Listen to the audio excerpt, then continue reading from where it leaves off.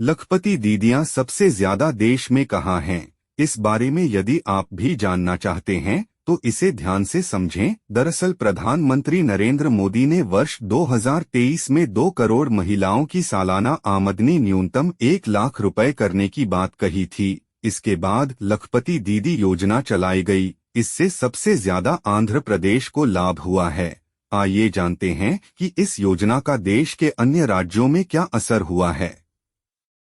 दरअसल ग्रामीण विकास मंत्रालय के पास उपलब्ध आंकड़ों से पता चलता है कि 1 लाख रुपए की न्यूनतम वार्षिक आय अर्जित करने वाली लखपति दीदियों की संख्या सबसे ज्यादा आंध्र प्रदेश में है। यहां 13.65 लाख से ज्यादा महिलाएं सालाना 1 लाख रुपए से ज्यादा कमाती हैं। मंत्रालय के अनुसार महिला स्वसहायता समूह के सदस्यों की संख्या 1 करोड़ को पार कर गई है। आंध्र प्रदेश के बाद बिहार और पश्चिम बंगाल का नंबर आता है। बिहार में लखपति दीदियों की संख्या 11.16 लाख और पश्चिम बंगाल 10.11 लाख हैं।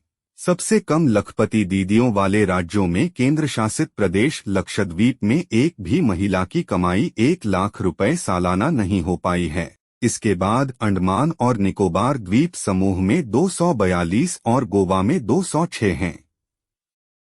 3 करोड़ महिलाओं को लाभान्वित करना उद्देश्य। वर्ष 2023 में प्रधानमंत्री नरेंद्र मोदी ने अपने बजट भाषण में कहा था कि देश के गांवों की 2 करोड़ महिलाओं को लखपति बनाना उनका सपना है। इसे बाद लखपति दीदी योजना शुरू की गई थी। इस साल के बजट भाषण में सरकार ने लक्ष्य बढ़ाकर 3 करोड़ कर दिया। इस योजना के तहत लक्ष्य हासिल करने की समय सीमा 3 साल तय की गई है। इस योजना को दीनदयाल अंत्योदय योजना राष्ट्रीय ग्रामीण आजीविका मिशन के तहत क्रियान्वित किया जा रहा है। इसमें महिलाओं को प्रशिक्षण, उद्यम वित्त पोषण, बैंक और क्रेडिट लिंकेज में सहायता करना शामिल है ताकि वे कृषि और गैर कृषि दोनों क्षेत्रों में प्रति वर्ष 1 लाख रुपए की स्थायी वार्षिक आय अर्जित कर सकें। ग्रामीण विकास मंत्री गिरिराज सिंह ने 10 करोड़ से अधिक परिवारों का हवाला दिया जिन्हें सरकार के महिला नेतृत्व वाले विकास के दृष्टिकोण को आगे बढ़ाने में महत्वपूर्ण भूमिका निभाने के लिए एसएचजी में शामिल किया गया था। उत्तर प्रदेश और राजस्थान में गति धीमी। अगर कुछ अन्य राज्यों के आंकड़ों पर नजर डालें तो उत्तर प्रदेश जैसे बड़े राज्य में 6.68 लाख लखपति दीदियां हैं और गुजरात में यह संख्या 4.94 लाख, तमिलनाडु में 2.64 लाख, केरल में 2.31 लाख है। मध्य प्रदेश जैसे राज्यों में यह 9.54 लाख, महाराष्ट्र में 8.99 लाख और राजस्थान में 2.02 लाख है। केंद्र शासित प्रदेशों का अच्छा है परफॉर्मेंस। दिलचस्प बात यह है कि लद्दाख जैसे छोटे केंद्र शासित प्रदेश में 51,723 लखपति दीदी हैं, जबकि जम्मू कश्मीर में इस श्रेणी में 29,070 महिलाएं हैं। पूर्वोत्तर में असम 4.65 लाख महिलाओं के साथ अग्रणी है। इसके बाद मेघालय 33,856, मिजोरम 16,087, मणिपुर 12,499 और नागालैंड 10,494 हैं। एसएचजी के एनपीए में आई कमी।